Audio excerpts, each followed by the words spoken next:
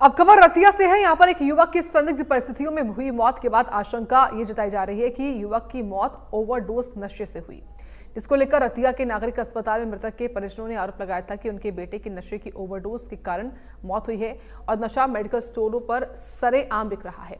परिजनों ने चेतावनी दी थी कि अब जब तक नशा बेचने वाले दोनों आरोपी गिरफ्तार नहीं किए जाते तब तक वह अपने बेटे का पोस्टमार्टम नहीं करने देंगे।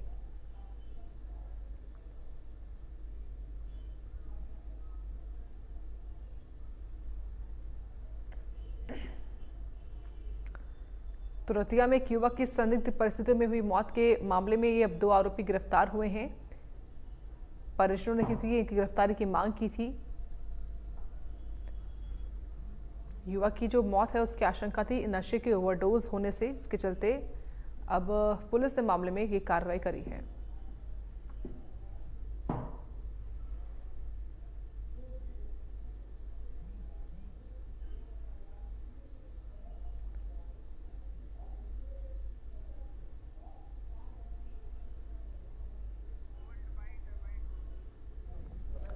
सर अपना लड़का है 20-21 साल का और मेरे पास किसी का फोन आया, आपका लड़का बेहोश पड़ा है।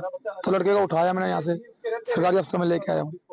तो डॉक्टर कह रहे हैं कि इसको आधा घंटा हो गया डेड है। तो इस लड़के से हमने बहुत उम्मीद थी। नशे कारण इसकी जेब में कैप्सूल निकले हैं, गोलियां निकले हैं, नशे कैप्सूल हैं, गोलियां हैं। बहुत सारे ऐसे लोग हैं गोलियां कैप्सूल निकले, तो इसने टीका वगैरह लगाया जैसे लगा। सर जिन मेडिकल से लेके आते हैं उनके सामने हम हाथ जोड़ के हैं, मैं सर मेरे लड़के को मेडिकल मत दो, हाथ जोड़ के ऐसे मेडिकल बल्कि उन्होंने किसी मेडिकल नाम नहीं पता, जगह पता है सर, नाम नहीं किसी का पता, जगह बता देंगे। 3 मेडिकल है, एक ही आदमी के उससे है, टमाटर चुंगी पे है, पुरानी गौशाला में है, केंद्र बैंक के पास है, गली गली में सर नशा बिक रहा है। कहाँ का नाम बताएंगे सर? एक बंद गया दूसरा खुल जाएगा, कहाँ का नाम बताएंगे? ये तो प्रशासन को सहयोग से सारा शहर बच सकता है, लड़के बच सकते हैं। जैसे हमारा लड़का गुजरा, आने वाले टाइम में किसी का लड़का ना गुजरे, किसी की बहन भाई ना। हमने परिजनों के बयान पर श्रीमान सिद्धार्थ जैन IPS पुलिस अधीक्षक जिला फतेहाबाद के दिशा निर्देशानुसार तत्परता से कार्रवाई करते हुए उनकी स्टेटमेंट लेके FIR लॉन्च किया और जिन पे उन्होंने मेडिकल वालों पर व बाई नेम जिन जिनका नाम लिया है उनके खिलाफ FIR करके तुरंत प्रभाव से उनको गिरफ्तार किया गया है। और भी किसी की मेडिकल वाले की या किसी और की इसमें संलिप्तता पाई जाती है तो उनके खिलाफ नियमानुसार कार्रवाई करेंगे।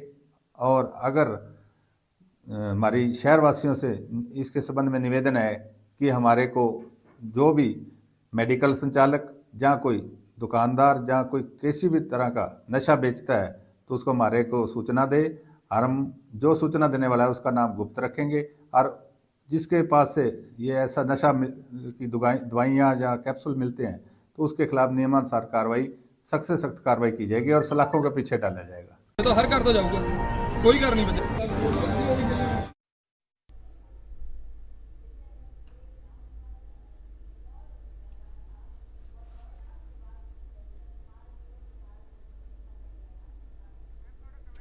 तो देखिए रतिया का ये मामला है, कैसे रतिया में एक युवक की संदिग्ध हालतों में मौत हो जाती है। हालांकि परिवार की ओर से और शुरुआती तौर पर पुलिस की ओर से भी ये कहा गया कि ओवरडोज नशे की थी और इसी के चलते ये जो मौत है वो हुई है।